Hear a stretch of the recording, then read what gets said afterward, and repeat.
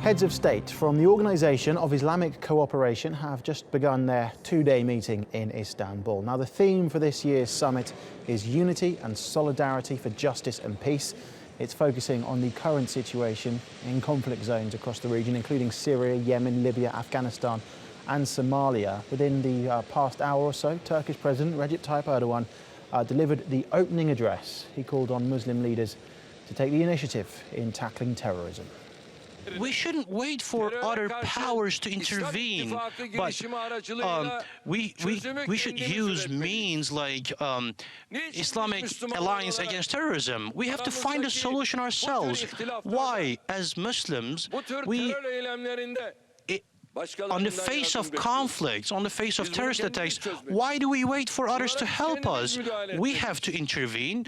We have to solve these issues ourselves. If we don't, others are intervening. Well, Nicole Johnston is following the summit from Istanbul and joins us now. Nicole, Turkey's then taking over the presidency from Egypt this time around. Is there any suggestions that Turkey's going to do anything differently, a different course of action?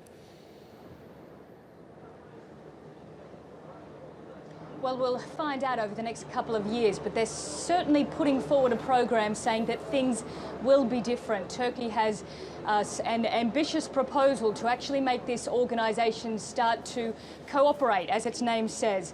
Some of the plans that have been outlined include cooperation financially among some of the financial organisations such as the Islamic Development Board, also to have some of the Islamic relief organisations across various countries start to work together.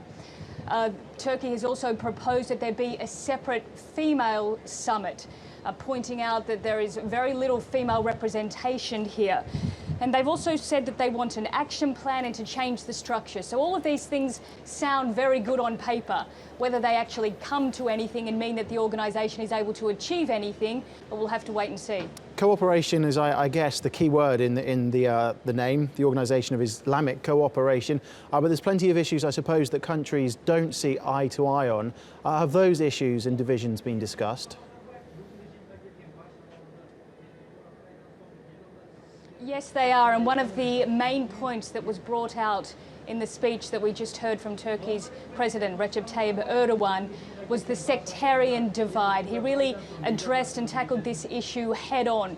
The Shia-Sunni sectarian divide that's really wreaking havoc across the region, that's leading to and destabilising Syria, Yemen, Iraq as well. He said that he isn't Sunni, that he isn't Shia, but that his religion is Islam, and he really tried to point out that countries should try and put this sectarian divide to one side to try and deal with some of the issues across the region. But as we know, Turkey as well has been criticised, along with a vast range of countries, for taking sectarian positions in some of the wars and instability across the Middle East. So that's again another issue that's not going to be easy to overcome. OK, Nicole, thank you very much.